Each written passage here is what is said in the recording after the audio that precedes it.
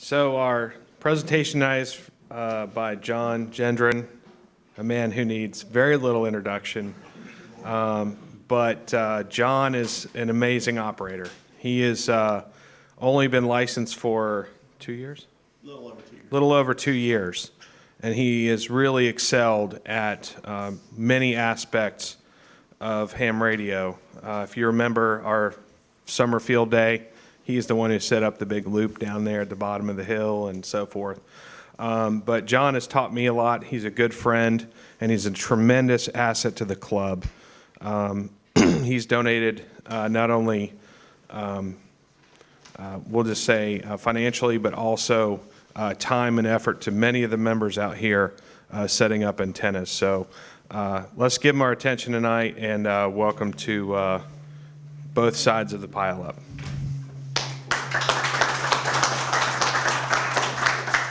Well, thanks for the flowers, Darcy. Do appreciate it.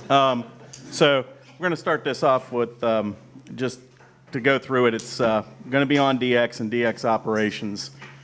So let's get started here.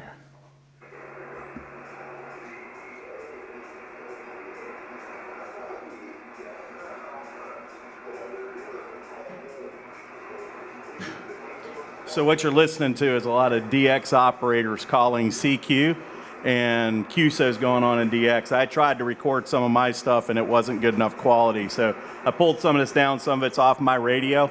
But basically you have some QSL cards here from some of the stations I've worked worldwide. And then also you're hearing the audio for some of these guys calling. So you can listen to what these guys are saying, kind of get you in the mood for it.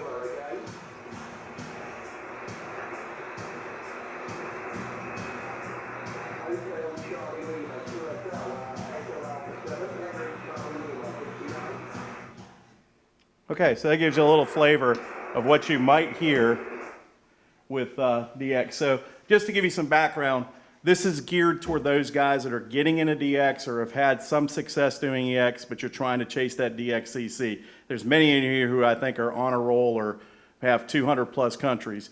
You might not get too much out of this. This is for the guys that are working, starting out, maybe 50 countries, 60 countries, trying to push towards that 100 DXCC. My experience, I've earned DXCC phone and 20 meter band in 13 months on the air. Currently at 158 confirmed DCCX entities. After 27 months, I've earned the CQWPX award for mixed phone and digital in 2040 North American and European endorsements, and that was in 10 months. And then I'm WPX honor roll for 700 plus prefixes on phone and 800 on mixed. And I ran a successful POTA activation on St. John back in November, working 400 plus contacts in just 5 hours on the air. So what is DX? DX is telegraph shorthand for distance or distant contact. Typically it's defined as a different country DXCC entity or off-continent contact for us. So in North America, Canada, yeah, it's considered DX, but not really because it's on continent. And there's currently 340 DXCC entities available as defined by the ARRL. So we've all heard this, you can't work them unless you can hear them. And that's every ham ever said that. You don't have to spend a lot of money to get into this. You know, you can get a base transceiver and a good wire antenna and roll. And if the conditions are right and your operating skills are there, you're going to work some DX. The antenna is the most critical part of the equation, right? You can have the best transmitter in the world, and if you're not getting out on that antenna, you ain't going anywhere. You're not. All you know is talking to yourself or the air. Some of the things to consider is a dedicated receive antenna, good selectivity and filtering in your radios, and then some other great accessories. So that's what we're going to kind of go through in this first part of the presentation.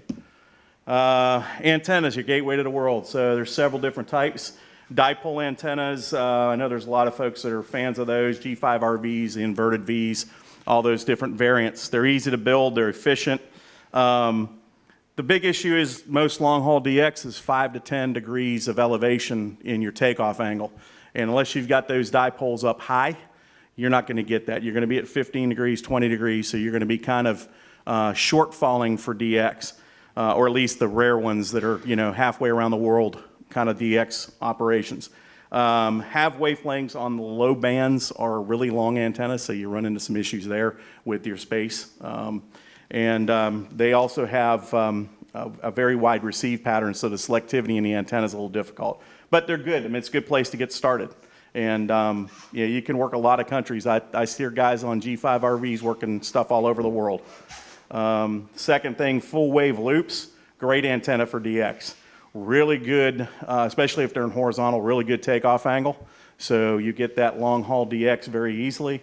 The big disadvantage is they're big antennas and they call multiple points, but they're quiet on receive, but they are great antennas. Halfway or quarter wave verticals or inverted Ls, great antenna for DX, especially if you're near salt water. Those things really sing near salt water. They're lightweight, in some cases easy to build. You know, they're expensive if you buy the pre-made stuff, and they're noisier on the lower band. So on 80 and 160, those verticals get very large and they're very, very noisy on those bands. And they're not very directional. That's another disadvantage. But they're great for 20 meters, 40 meters, fantastic for that kind of stuff. And they can have a pretty small footprint if you make your radial fields right. Rotatable Yagi's periodic logs and quad antennas. Well, that's every ham's dream, right? To have an antenna farm full of towers and beam antennas, and we all know why. Gain, gain, gain, gain, gain, right? And low takeoff angles, but again, they're expensive, they're big, they take a lot of real estate, and your wife will sometimes put a protest on you if you try to build those things. So, and then you got HOAs to deal with.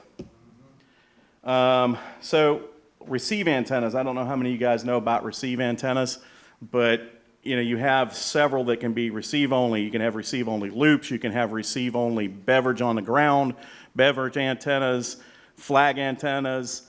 They're all great. Again, they get kind of expensive, or unless you build them yourself with switching networks and those kind of things, and they take a lot of real estate, especially the beverages. You know, you're talking 600 meters of coax out there.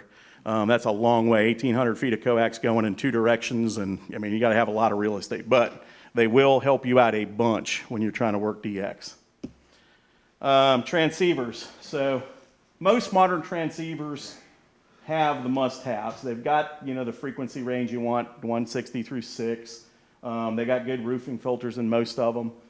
Good DSP, selectivity, sensitivity. They've got the manual notch, the auto notches, dual VFOs. I don't know of too many radios that don't have dual VFOs to work split. And you want a 100-watt radio. I mean, you can work QRP, but again, band conditions today and for what they are, and a lot of power stations out there, it's hard to work a station with QRP 5 watts. But this can be done.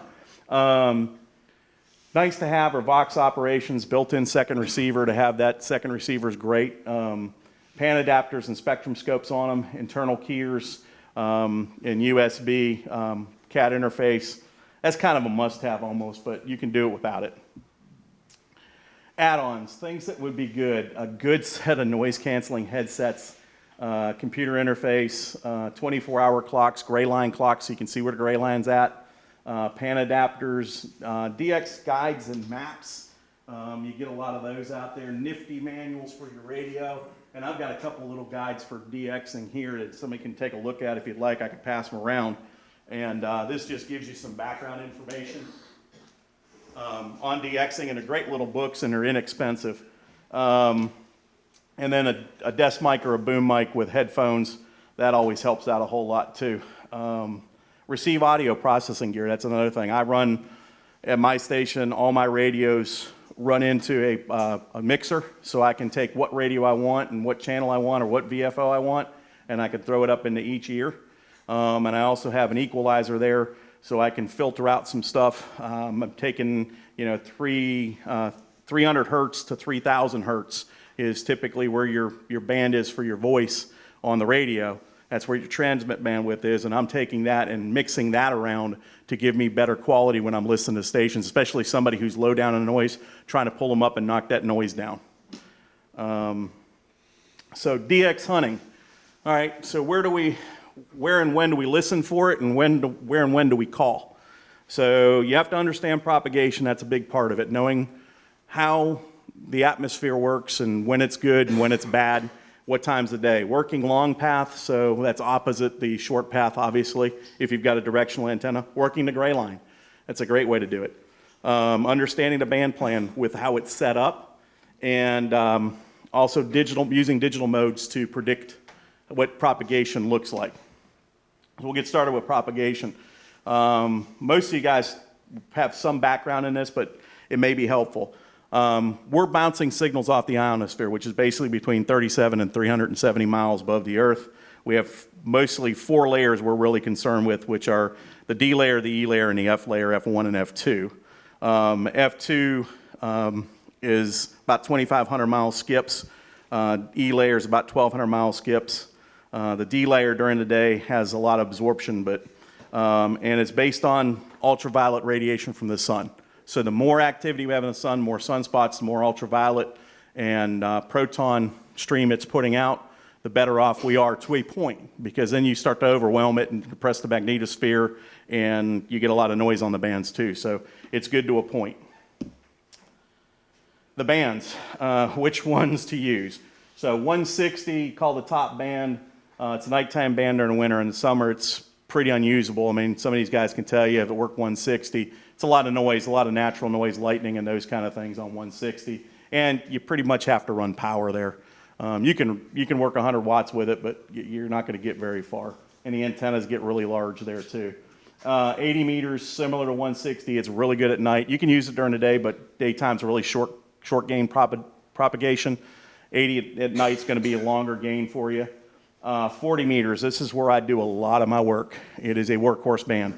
You can use it during the day for short haul prop, and towards the evening and early morning you get the gray line, and at night it really starts to stretch out. So different times during the day and the evenings you can get different places with 40. 20, Crossworlds of the World is what they call it. Everybody works 20 at some point. Right now with the solar conditions we have, 20 has not been as good as it's been in the past. It'll get better here in a year or two as sunspots start to come back. But it's daytime and nighttime when the conditions are right. Mostly daytime right now. You forgot 30. I don't do 30, and I don't really consider it a DX band for voice because you don't have it there. Not a loud voice, but Yeah, it's great, and this is more geared towards sideband, and it's good for digital, and it's good for CW. 17 meters, similar to 20, and when 17 is right, 17's a lot of fun.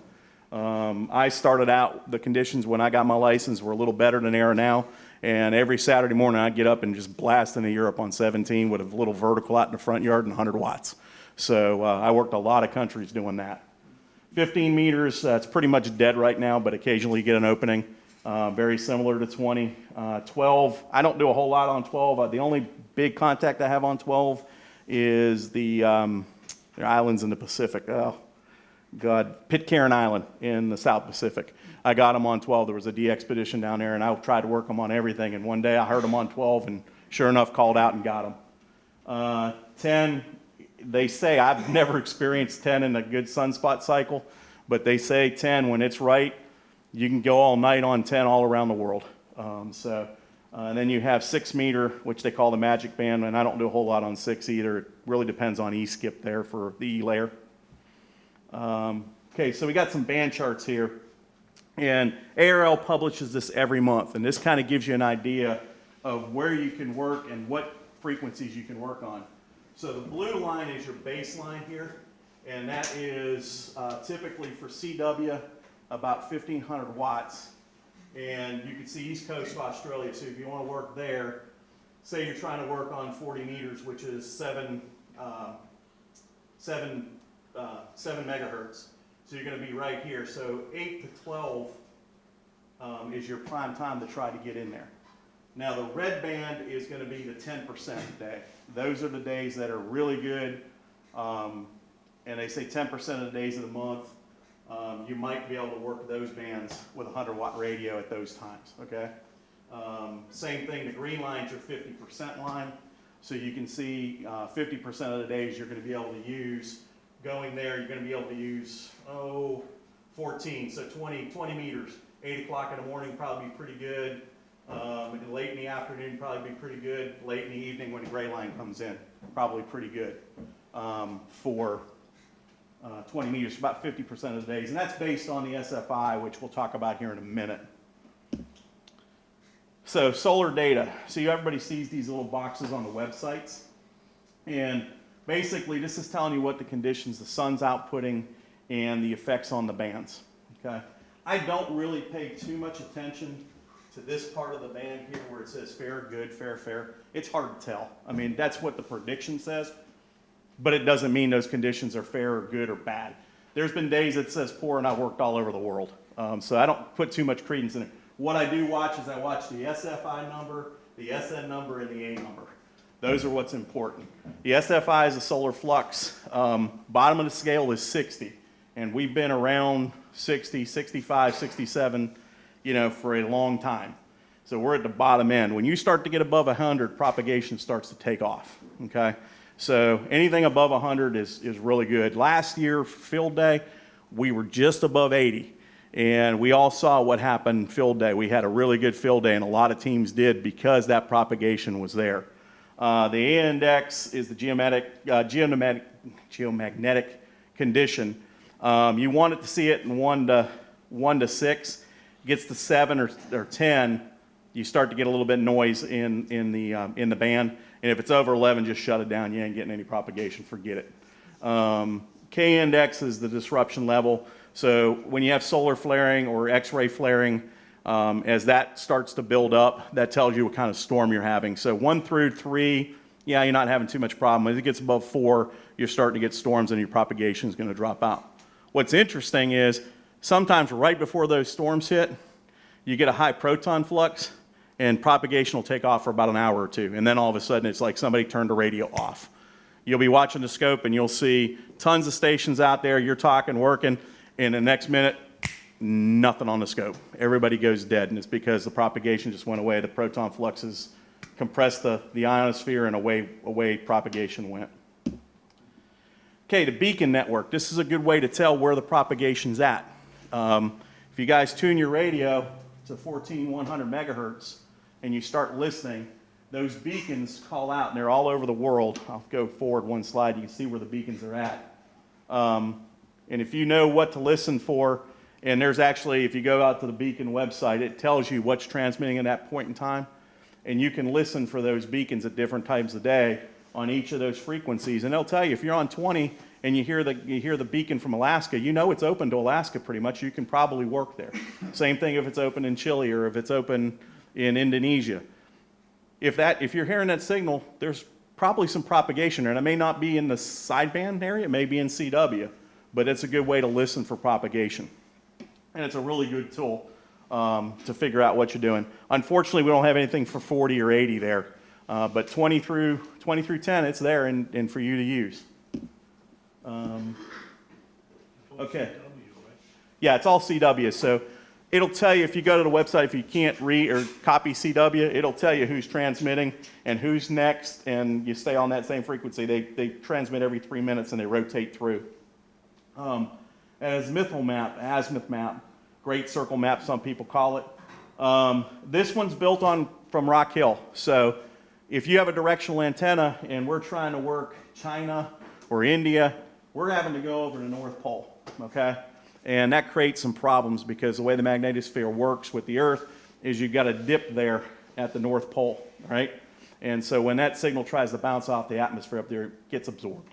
So that's why we have problems here at certain times transmitting to get into China and India and Asia from this location. If you run a lot of power in a directional antenna, yeah, you probably get in, but it's not really good. When propagation goes up and we've got good sunspot cycle, that hole kind of closes up and you get that bounce across the North Pole.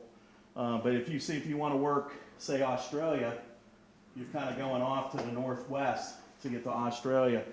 I'm sorry, you're going, yeah, northwest to go to Australia. Due south to go to Antarctica. Europe's kind of 30 degrees off to the northeast. And then Africa is almost due across, the Mediterranean's almost due across 90 degrees to the east. So this gives you a good representation of what you're looking at from where you're trying to broadcast and where you're trying to reach. And the other thing down there, if you go to that website and you type in your location, it'll generate a map for you.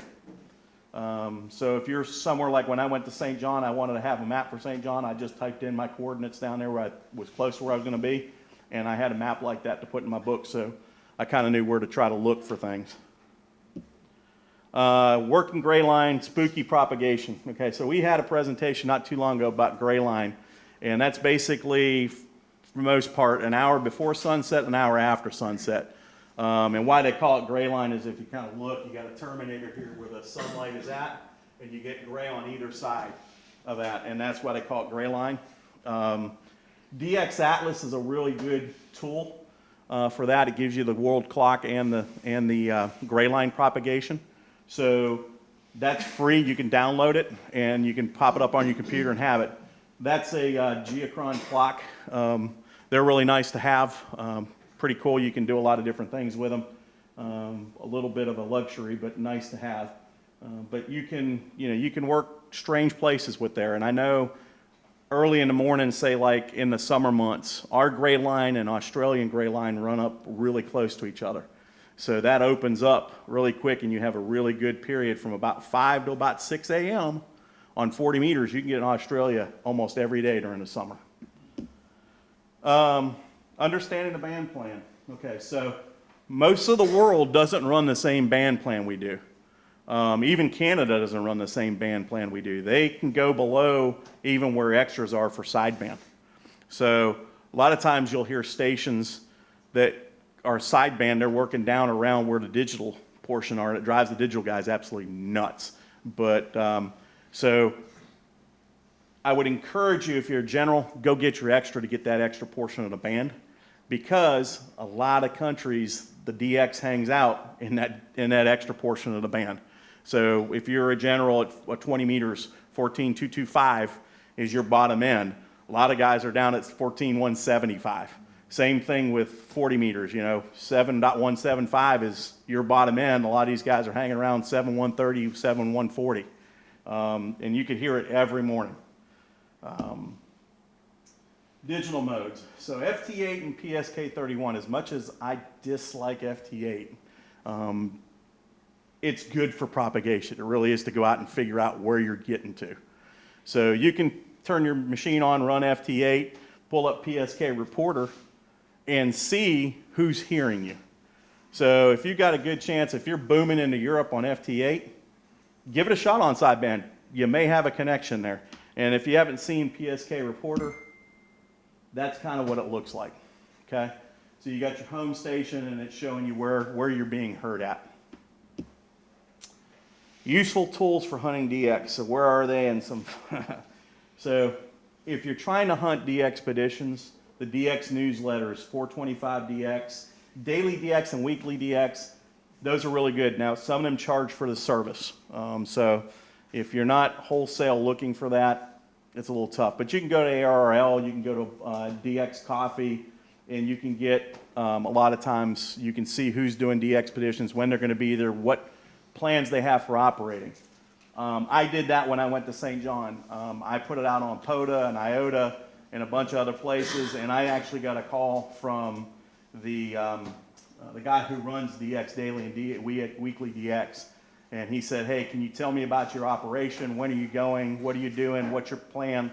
And I gave them all the information, and they published that for like 3 weeks before I left. So a lot of people knew I was going to be there, even though St. John isn't a really wild DX. I did have a lot of stations that sent me QSL requests because they didn't have any confirmed contacts into the Virgin Islands. DX clusters. So I use this religiously. If I'm trying to work DX, I got the DX cluster up on one of my screens in my shack. DX Heat's the one I use most because it's got the best filtering. DX Maps will show you some propagation. It's kind of like PSK Reporter. Works out really well. DX Summit's another one. Doesn't have the filtering that DX Heat has. QRZ has their own DX cluster. So does DX Watch. So you can use any of those websites and have a DX cluster. CDXA has a cluster. Darcy? You want to explain what a cluster? Oh yeah, I was going to do it on the next slide. And then working contests is another great way to do it. You know, we got a contest coming up this weekend here, and we're going to work at the clubhouse. It's the ARRL Worldwide Contest. There'll be DX stations from all over the world on there, and it's a great place. A lot of those guys will confirm Logbook of the World, EQSL, so you can get some confirmed countries that you might not get the opportunity to work other times. So this is an example of DX Heat. You can filter by where you're at, what mode you want, and what bands you're working. And then I usually set North America up as my home base. So I'm looking for only North American spots. So this is the DX, or who spotted them. Here's the DX, here's the frequency, and what mode they're operating, or you know, if they're calling split, they'll tell you what the split is in those columns. This little thing down here is kind of neat. It kind of tells you where the propagation is at based on the spots. So you can set that up and you say, okay, your continent's North America. That map will change and it'll show you by the spotting, when you get a red, that means the band's hot. There's DX going on. Now, it may not or may not hear it, but that's going to depend on your antenna and your location. But it gives you an idea that, okay, 20 is going to EU, 20 is good in the EU and North America, and 10 is good to South America and Africa right now from Europe. But if you change that to North America, that's going to change a little bit. Yeah? Does that check your log? You say you worked somebody in? No, it does not. It doesn't have the interface for the log. But it's a good tool to use. So you can see where propagation is at. You can see who's on the air.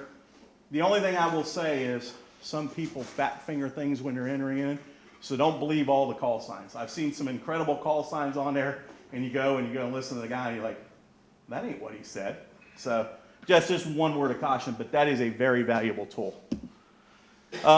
So now you found the DX tool. What do you do with it? Well, you listen some more. Brevity is very important. Know your radio, how to work it split. I swear to God, they should have in the extra exam how to work split, and they should make you work split, because there are guys who have extras that have no idea how to work a radio split, and they drive me insane trying to work DX. Know your phonetics, know your Q codes, and know the prefixes, right? That little book that's going around, I think both of them have it in the back. They have all the different prefixes for all the DX entities in there. So if you get a Yankee, you know that's Brazil. If you get a PJ2, you know that's Carousel. If you get a P7, holy man, you hit the holy grail. You're talking to North Korea. So VU, VU is India. VK, Australia. If you know those and you start hearing those guys on the air, you know who you're working pretty quickly, and you know if you need them for your DXCC. Let's go into this a little bit. So working split and working your radio. So how many of you guys have ever worked split in here? Okay, I feel you. So there's certain radios, and you can't, I can go into minutia on this, but basically working split, for you guys that don't understand what that means, is you're listening on one frequency and transmitting on another, okay? And most modern radios are capable of doing that with a dual VFO. Everyone has a little different setup on how they do it, but you basically set one VFO to transmit, one VFO to listen. So you're listening on one frequency, transmitting on the other. Learn how to use your RF gain and your AF gain, okay? AF gain is going to be your volume, right? So if you got somebody down in the weed and noise, turn up that volume a little bit, try to hear them. You can also use the RF gain, which will boost your radio up a little bit and gain what you got coming in. It's not a preamp, but it boosts the signal in the IF and brings it up. And you can filter a lot of noise using those two things. Notch filters, auto notch filter, you see it on there, or digital notch filter, you'll see it. A lot of radios just have a push button and it goes on and it notches the loudest or the most intense frequency there that doesn't seem like it's in the right place. The manual notches are really important. That FTDX 3000 sitting back there has a adjustable notch on a dial, so you're not going through a menuing system, and you can notch out offending. If you got somebody tuning on you, you can notch that guy out. If you got somebody overlapping on you, you can tune that guy out using those notch filters. Digital noise reduction. The other thing is RIT and IX. That basically changes your window of how you're listening to the signal or transmitting. RIT is receive, IX is transmit. You're changing that window without changing the center of your frequency that you're listening to. So if you're on 7.175 and you move that RIX down a little bit or up a little, it basically shifts the window you're listening to without changing your center, okay? Same thing on transmit. It'll make you sound a little bit higher or a little bit lower depending on how you shift it. But that can be really good for your ears to try and pick somebody out. You may have some overlap. Learn to use bandwidth and shift control. So most radios have an adjustable listen. So you can take it from 2700 hertz of window you're listening to down to 18. So you're listening from 300 to 21 instead of 300 to 3000, okay? And shift controls, basically it's a lot like RIX and IT, but it's only receive, and you're moving that receive window around a center point, okay? And learn to use the band scope and a waterfall, okay?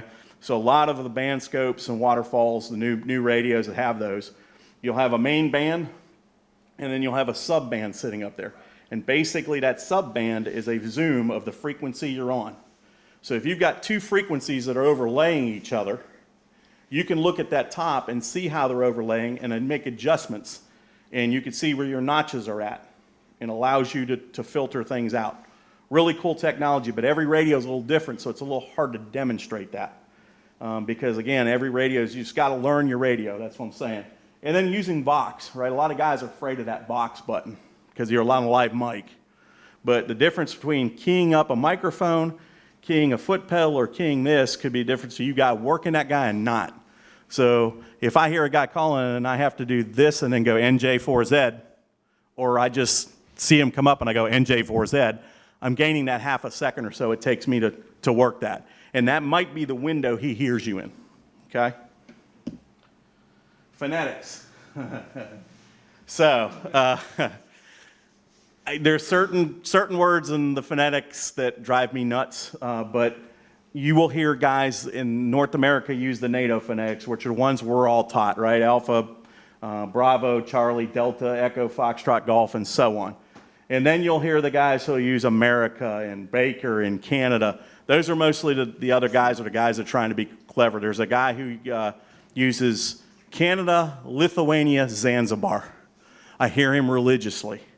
Sometimes it works to his advantage every once in a while because it's so unique. Somebody will hear that and they can pill it out from the noise. But try to stay to those. Occasionally changing your phonetics does help. Prefixes in ITU, you can buy these maps, you can buy little books, but learn the prefixes. It makes it a heck of a lot easier if you know what you're looking for and you hear the guy and you're not having to look it up in a book. If you hear a ZL and you're looking for New Zealand, you know you found one, or you hear a ZS or Zulu Sierra, you know that's South Africa, and you can work that pretty easily if you need it. You're not having to take those 4 or 5 minutes to look through the book to see where's that guy at.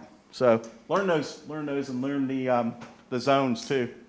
If you chase that, DX etiquette. We can all use a class in this, and I tell you what, I'm guilty sometimes of not following this. Everybody in the world's made mistakes doing this stuff. But listen to the guy. Listen what he's doing. Listen who he's calling. If you hear a guy say, Italy Kilo 4 Zulu Charlie Tango, North America. He's looking for North America. So you're a North American station, call back. If he's calling JA or Asia, don't call the guy. He ain't looking for you. If you hear him, and only call if you can copy him. If you hear Zulu Tango, don't call the guy, right? Because you don't know what he's saying. Listen until you get that call sign. Don't call him. Don't trust the cluster, like I was saying. Some guys put strange stuff up there, and you'll be trying to call this guy, and one, he may not be somebody you need, or two, he's got the wrong call sign, and you're going to go in there and try to work him, and you're going to have a back and forth trying to figure out whose call sign's what. Don't interfere with anybody. I mean, that's common courtesy, right? You get these guys that you'll be having a QSO with somebody and they're calling right on the top of you, right? So you can't hear the DX station talking to you because this guy thinks he's working the DX station. Listen and be courteous. Sometimes there's, and Steve and I were talking about this tonight back there, sometimes these guys have no rules in the pileups, right? Wait for the DX station to end his contact. Nothing drives me nuts as he's saying 73 and waiting for the guy to call back to him and tell him 73 or whatever he wants to tell him. And you got Victor Echo 7 Echo Bravo calling right over the top of him, right? Because you can't hear that conversation. It's just rude. Always send your full call sign. Don't give the half letter. So, 4Z. Great. Yeah, you might get in there, but it's just not the way to do it. Call for a reasonable interval. Don't go November Juliet 4 Zulu, November Juliet 4 Zulu, November Juliet 4 Zulu. The guy may not be able to hear you, and all you're doing is interfering with him. Call one time. If he hears you, great, comes back to you. Don't transmit, and don't tune up on frequency, okay? Don't do that. That's just terrible. Don't transmit when the DX station is request some other area. We were talking about Asia, or if he's calling Asia, don't pick up North America and go in and try to boot him up. Yeah, so if they're calling by the numbers, if you guys never heard that, right? You'll hear somebody AE8J looking for ones or looking for one QRZ. If you're a 4, don't go calling him. He's looking for zone 1 in the U.S., so he's looking for 1 stations. And a lot of times we have big pileups. You just go to split or you start working by the numbers. Be thankful and be respectful. That's basically it. And guys, this is just common courtesy. It really is. You shouldn't really have to do this. Okay, so working DX effectively. I've talked a little bit about some of this stuff. Pileups are brutal on some stations. If you got 100 watts and a compromised antenna, it's tough to get in because you got these big guns calling in, and you got guys that are running a little bit of power, guys are running big power, you got guys that have better antennas. It takes a little time. Be persistent, okay? Vary your cadence in your call, right? Instead of saying November Juliet 4 Zulu, November Juliet 4 Zulu, try November Juliet 4 Zulu, right? That might find a window in there, and he might hear you through the pileup, right? Because all he's got to hear is 2 or 3 letters, and that might be who he calls. Tune slightly off frequency. So go a little bit above band, a little bit below band where he's at. So if he's at 7175, try going 7175.50. That little change in frequency might make the difference. It might change your voice enough that he hears you above the din. Change your phonetics, okay? So November Juliet 4 Zulu, okay. Norway, Japan 4 Zanzibar. Same thing, and he might hear Zanzibar over Zulu. Or he might get Zulu confused and think it's Delta or something, right? If he's working split, okay, this is really important. A lot of guys will work 1 frequency split. So they'll say Alpha Echo 1 United up 5, okay? Do you know what it means up 5? He's listening 5 up. So if you're on 7150, he's listening at 7155, okay? If he's got a spread on that split, he's working a huge pileup, and he says Alpha Echo 1 United 5 to 10 up, okay? Now you got a 5 split. 70% of the stations are going to be on that 5.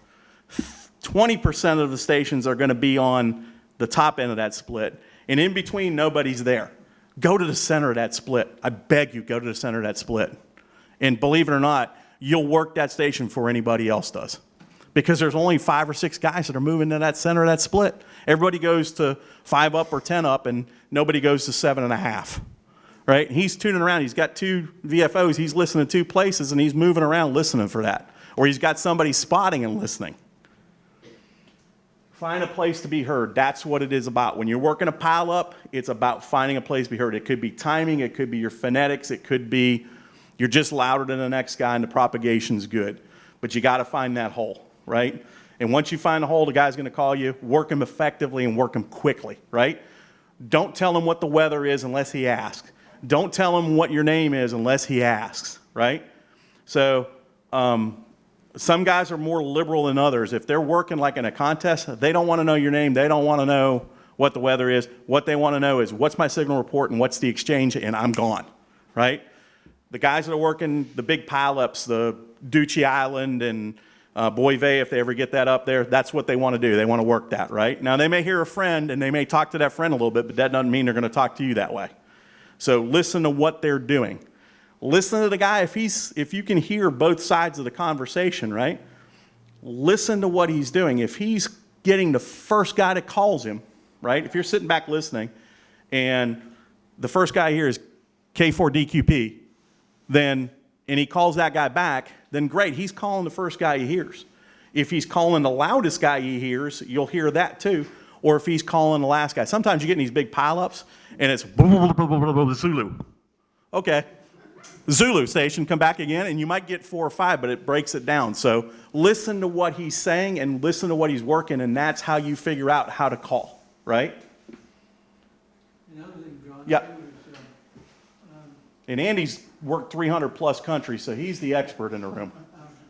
listen to the station that send back a signal report 599, because that's the guy he's working on. Yep. So that's where you tune your transmitter.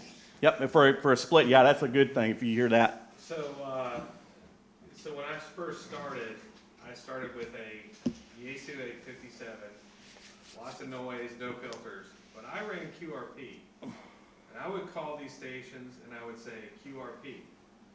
And a lot of times I went to the front of the line. He'd say, there's a QRP station in there. The other thing that I do sometimes is I'll pass that on.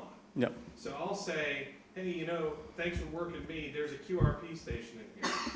And so he'll stop and he'll say, hey, there's a QRP station. Come on in. Yep. So if you hear a QRP station that's been sitting there calling, sometimes it's nice to pass it on, or if there's a youth in there or something, you might Yeah. want to pass it on. Yeah, you can help other stations out, and that's a good point. I didn't log on, didn't dawn on me to bring that up, but yeah, you can help other stations. Now, I will tell you this: if you're not running QRP, don't say QRP, please. For love of God, don't do it, because that's just awful. The other thing, I afraid I lost my train of thought. That's all right. No worries. We'll go on. So, what's the point, right? Working countries. Now, I'm 50 years old. We're in a low sunspot cycle. The chances of me in my lifetime, unless I upgrade my antenna system dramatically, of me working 300 plus countries, probably is pretty slim. But I enjoy the heck out of it. And it's the challenge of how far I can push and when I can be heard. And that's what drives me. If I get to 200, great. If I get to 250, great. If I get to 330, great. If I get to 340, awesome. I'm happy. You know? But it's the chase for me. That's what does it for me. And the other thing is the awards, right? DXCC, 5-band DXCC, DX honor roll. You're honor roll, right? Oh, you're close though, right? Yeah. And then #1 honor roll, which is all the DXCC entities. And you get some nice certificates. WPX is a fun one. That one can go pretty quickly. WPX, in case you don't know, is different prefixes. So like I'm November Juliet 4. So that's one prefix. You're a WA2, right? Or Kilo A2. You're a Kilo A2, so that's a different prefix. So you can work those pretty quickly. To get the award, you have to work 300 individual prefixes. And it could be North America, it could be wherever. To get to honor roll, you have to work 600. And then there's another one above that, I forget what they call it. But that's a lot of fun to chase, and that one's an easier to get than DXCC in some cases, okay? But you get the paper. The papers are fun. I've got one for what I'm trying to do now is with my new call sign. I haven't linked my old logbook of the world in my new call yet. I'm trying to work 100 countries with my new call too. So I have both certificates up on the wall. Just something I'm trying to do. But you know, you can do EQSL has their own little paper chase. QRZ has their own little paper chase. If you want wallpaper, that's a fun way to get it. Okay, any questions about DX operations or chasing DX and working DX? Yes, sir, Bill. One thing interesting is the reverse beacon thing. If you want to find out if the propagation is open, you got to either digital or CW. You send there, and you're the DX on this.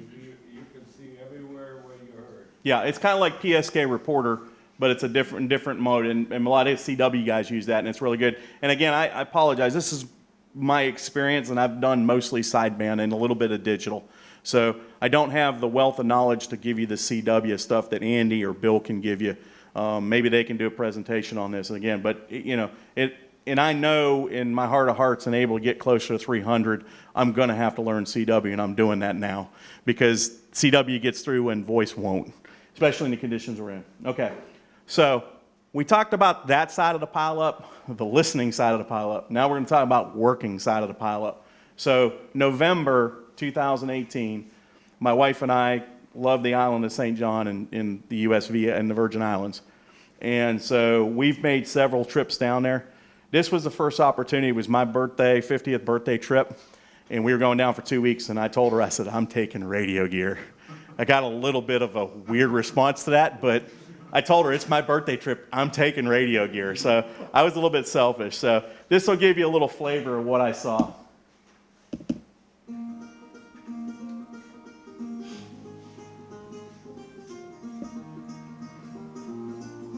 Parks on the air calling CQ20. There's an intersection in there. There's a kilo black two stroke, kilo record 4 for 5. You know, take it calling CQ20, standing by. Gonna put the world away for a minute. Pretend I don't live in it. Sunshine gonna wash my blues away. These are all my pictures. Had sweet love, but I lost it. She got too close, so far, and now I'm lost in the world, trying to find me a better way. Wishing I was deep in the water somewhere, got the blue sky breeze, and it don't seem fair. Only worry in the world is the tide gonna reach my chair. Sunrise, there's a fire in the sky, never been so happy, never felt so high, and I think I might have found me my own kind of paradise.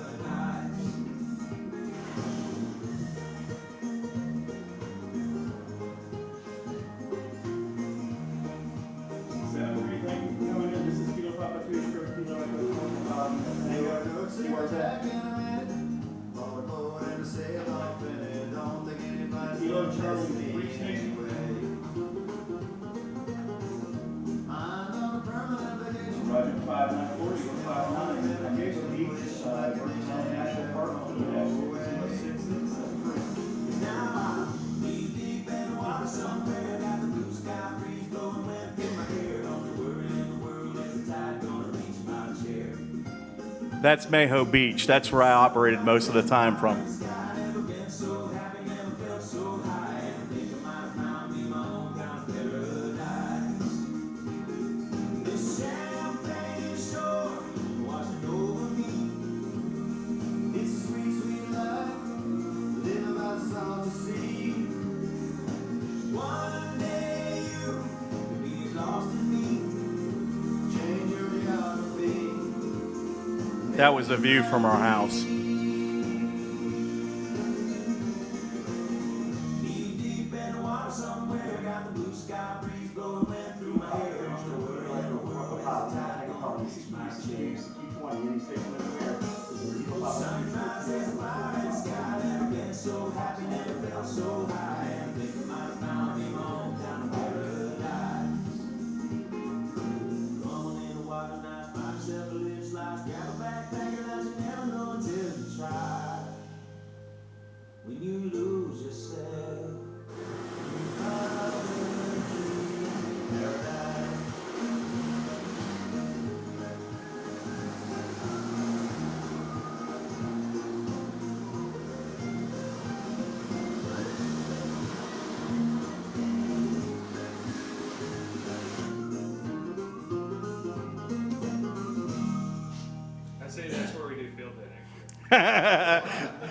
We got the money, we can do it.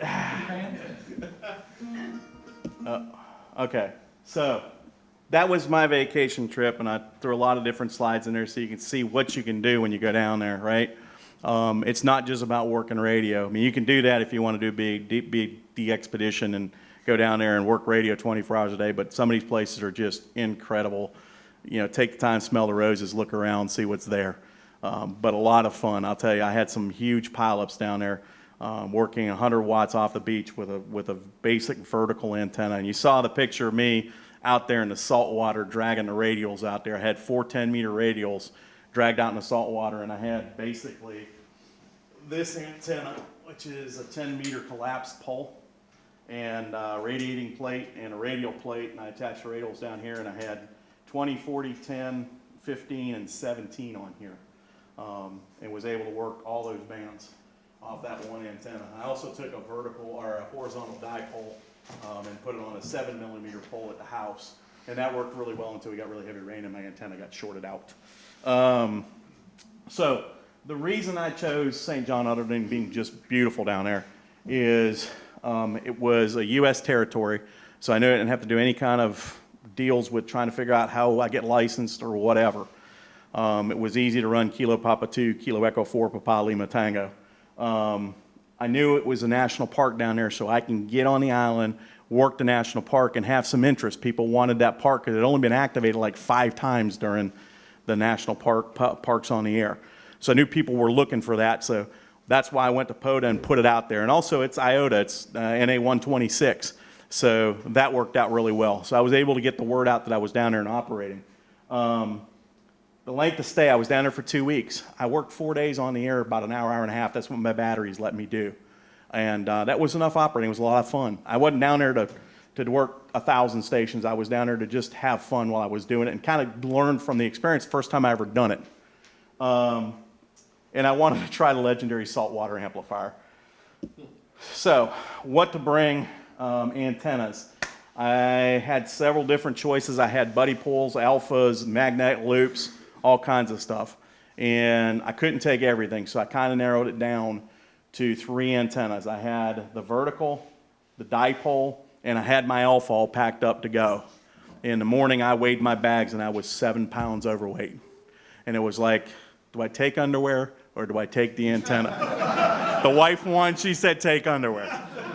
But much to her chagrin, 2 weeks, I didn't wear a pair of underwear. Probably too much information, but it was fun.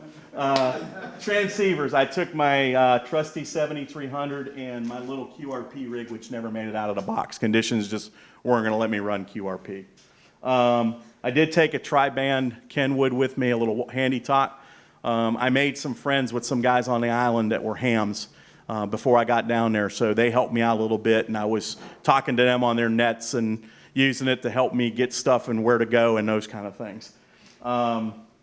AC and DC power, okay. Big considerations. One is weight, and the other is what the TSA will let you transfer with, right? They are not going to let a 20 amp hour lithium ion battery anywhere near an airplane, so forget it. And sealed lead acid batteries are even tougher sometimes to get them on. I ended up making friends with a ham down there, and I ordered stuff off of Amazon and shipped it in to, and I had tried 2 or 3 times to find a place that would actually ship into St. John, and I shipped the batteries down there. But I did take a 30 amp power supply so I can run from the house, and I took a myriad of cords. I had stuff with alligator clips on it so I can run it off the battery of the Jeep if I needed to. I was going to operate. Antennas, again, that's that vertical that I had there out with the saltwater. The only thing I didn't bring tonight were the radials. I left them on island. They were a lot of weight, and we had brought some stuff back, and I was like, I don't need this wire. So I gave it, actually donated to Ham Club, and they're making dipoles out of it, believe it or not. So they're making 20-meter dipoles for the hams down there. And I also left the batteries. I didn't want to drag those back. There was no way to bring them back. The one-time use, I paid like 20 bucks a piece for them, so $40 down the drain. But they're using them now for emergency ops, so it's great. That soda beam and that off-center fed dipole worked really well until the rain hit it and just absolutely hosed it up. So that's a picture close-up of the antenna. DX Commander out of UK. He designed the antenna. He sells the antenna. This is kind of a modified version. He came out with a travel pole. Their normal pole that he sells is a 10-meter pole, but it's like 4 foot long. And I happened to watch one of his videos, and he said, oh, I've got these new poles. They're 25 or 26 inches, but they're still 10 meters. And I said, that might be interesting. So I talked to him via email, and we had one phone conversation, and we figured out how to make his plates that he sells work with this pole. And so I actually have the first DX Commander DX-pedition pole manufactured. Now he's got some new plates and stuff, and he's actually going to put it on his website. So that's a kind of a prototype there, but it worked great. Fantastic antenna. The saltwater thing is true. You will get out, you put those radials in saltwater. Transceivers, again, we talked about 7300. SDR, lightweight, small footprint, easy to get on the plane. This whole box, you see everything in here? This was one of my carry-ons. I was not letting go of this thing. Didn't have any problem with TSA, didn't have any problem with any of the stewardesses. The box weighs about 45 pounds. Didn't have any issues. Getting up in the overhead, we had big planes, so it wasn't an issue. Now, if you're going on a little regional jet, yeah, you're probably gonna have to check the damn thing, but, and I didn't let it out of my sight. I've heard horror stories about electronics getting lost on the island in the transfer between St. Thomas on the ferry. So this thing was in my sight the whole time. And I carried a backpack. The rest of the stuff went in one of my check bags.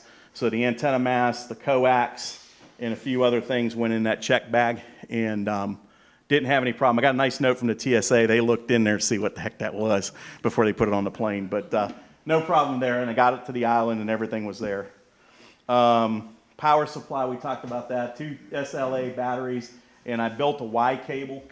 It's in here somewhere. But basically 12 gauge wire wide out to one to put it in the radio, so I can have 2 batteries and run 100 watts and basically run an hour and a half, 2 hours if I wanted to on those 2 batteries and not really drain the battery too bad.